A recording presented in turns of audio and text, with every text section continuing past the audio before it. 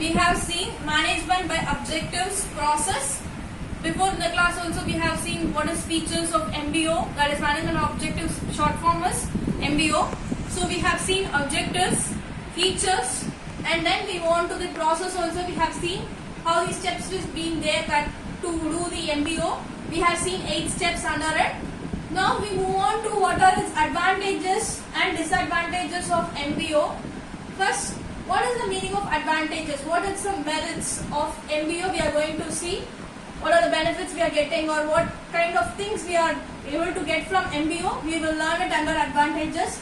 Disadvantages in the case, what are its demerits or limitations we are facing under MBO. We will see.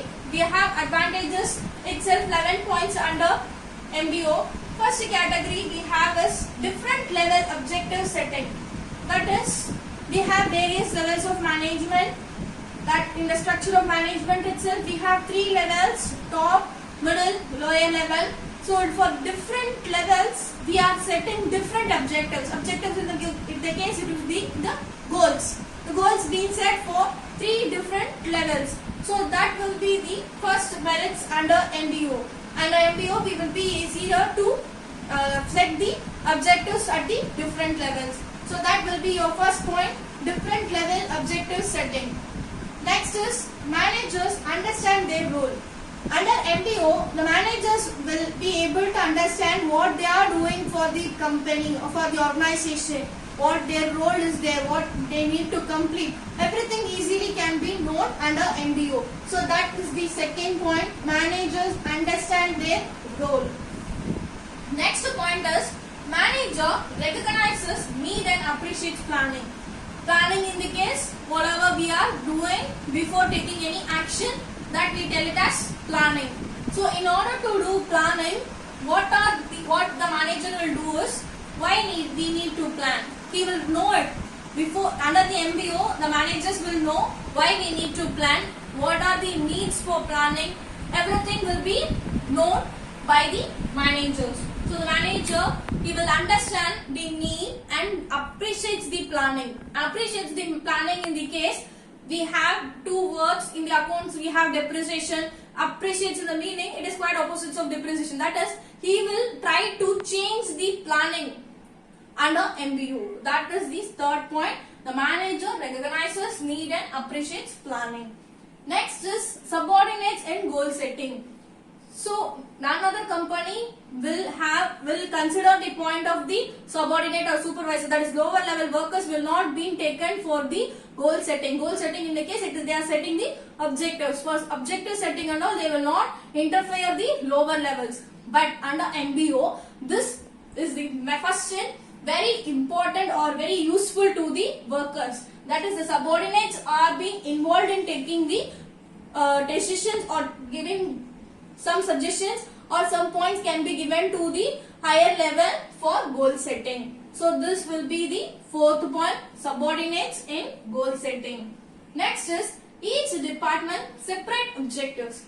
That in the case, many company will tell that I have completed my work, it is pending with the other department only. So that criteria should be removed.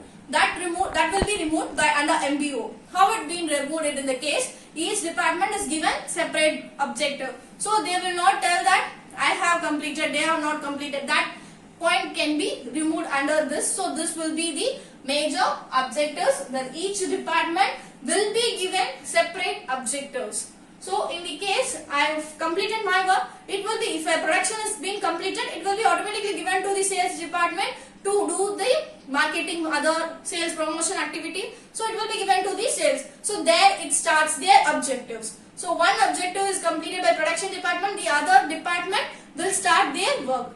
So they will not get any clash. So that will be the main advantages, each department separate objectives. We move on to the 6th point, evaluation of performance.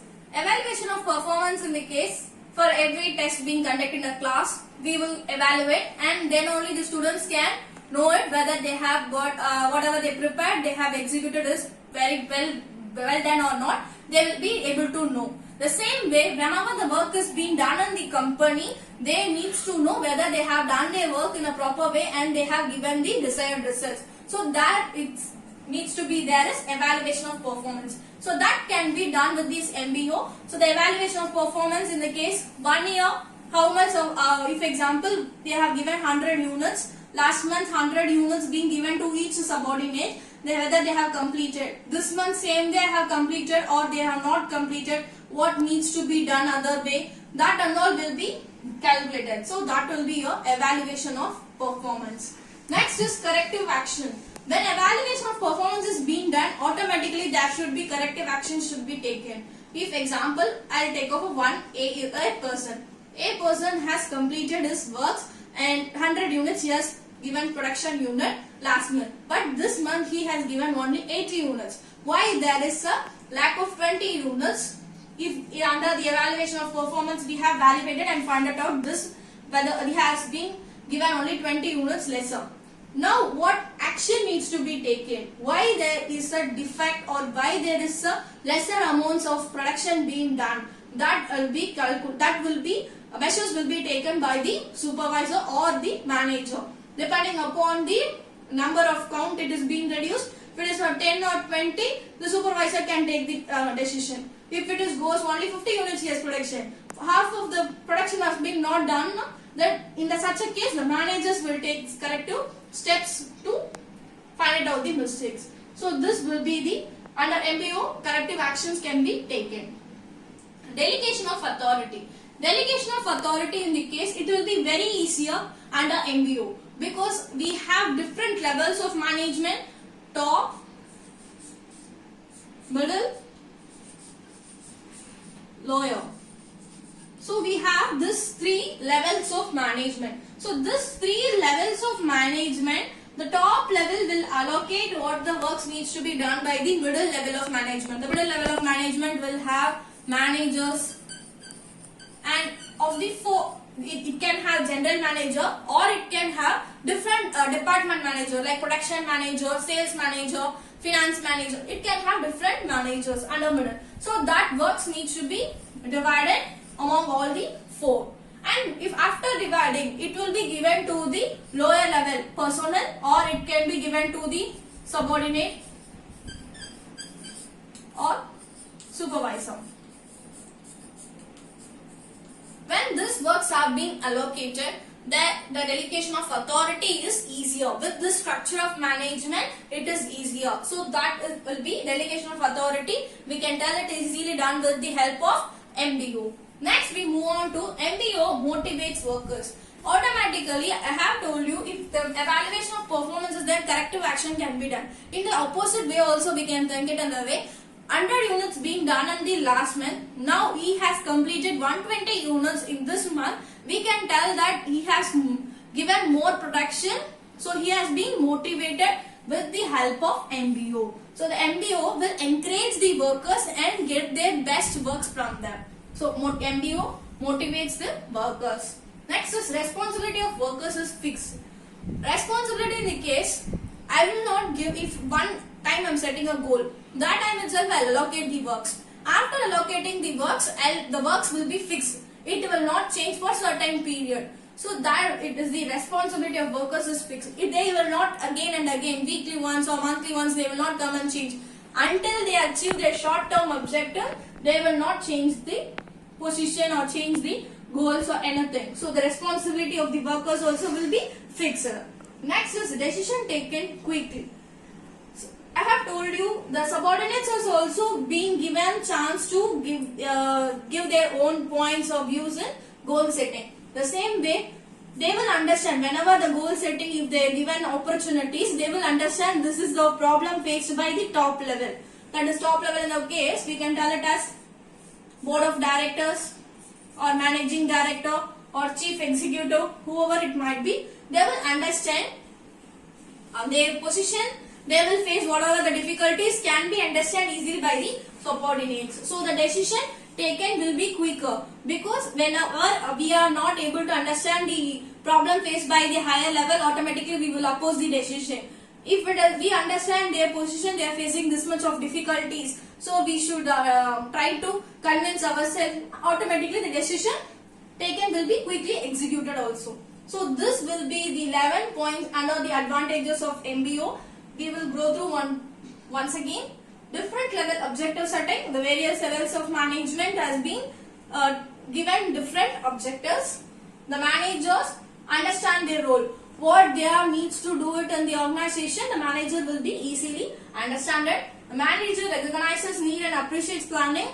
They will understand why they need to plan, and if any time it is the changes is required, they will appreciate the planning also. Next is subordinates and goal setting. That in the case, the subordinate will be given importance, or they can give their suggestion on viewpoints. Then goal setting. Each department separate objectives. That is, they need not cross verify whether I have completed, you need to complete. That criticism can be avoided or it can be removed. Next is evaluation of performance. Performance of each person of the company. It will be evaluated with their previous work or previous month. It can be verified.